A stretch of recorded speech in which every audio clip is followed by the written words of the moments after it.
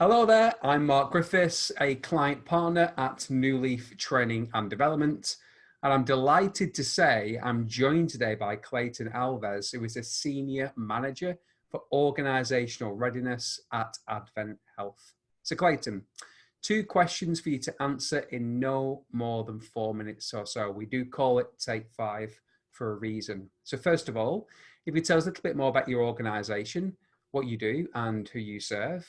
And then secondly, what are you learning personally, professionally, or even as an organization during these challenging times that you think would be helpful, hopeful, or even humorous? Over to you.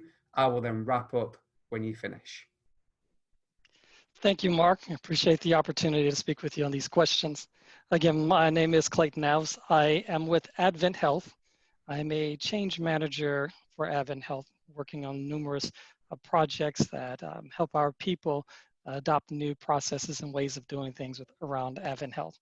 Advent Health itself is a large nonprofit healthcare system.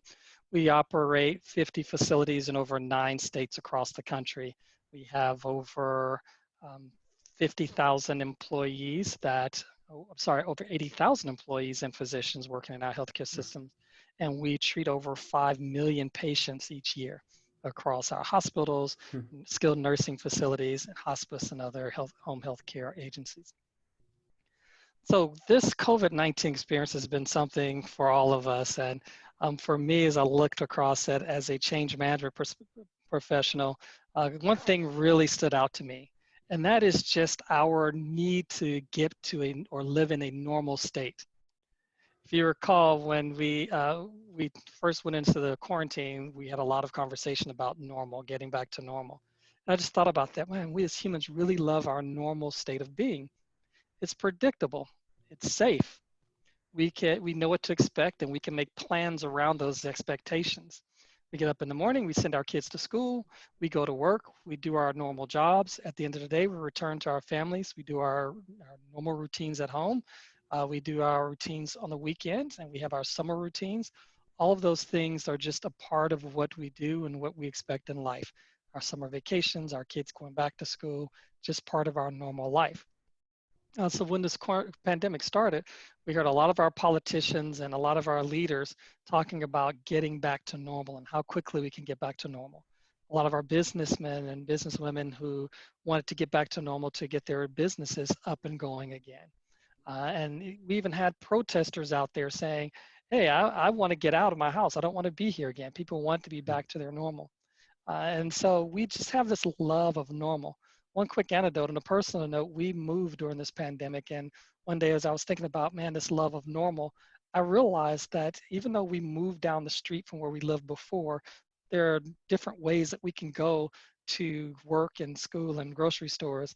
And I found myself going out of my way to go back to my other house and then taking the normal routes I used to take. And so we have this love of normal. But when we have disruptions such as this one, they don't necessarily go away quickly so we can get back to normal.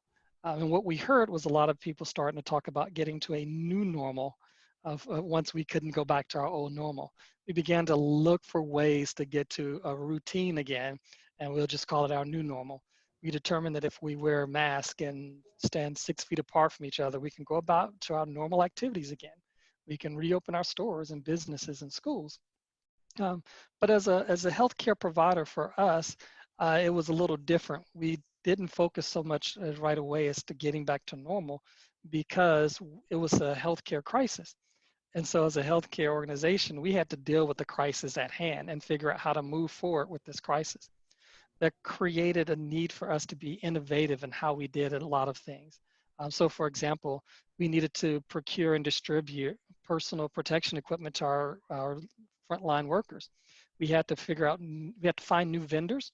We had to create a larger warehouse so we can get things to and from our vendors and to our facilities. Just had to create a whole new way of distributing that personal protective equipment. We had to redeploy our employees, those that their offices or clinics may have been closed.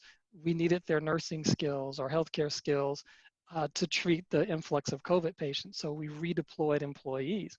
And so our focus was not so much on getting back to normal, but how do we address this need that we have right now? And so one of the things that came up to me and I thought about here as we wrap up is that we have this desire to get back to normal. And maybe it's not the thing we need to do. Maybe we need to find out where we are right now and just move forward with a vision to where we can go in our new environment. Beautiful. Virtual high five, Clay. And that is just such a great perspective. Love it. So on behalf of everybody watching this back, thank you for your insights and thank you for the great work that you do at Advent Health. Have a great rest, everybody. Goodbye.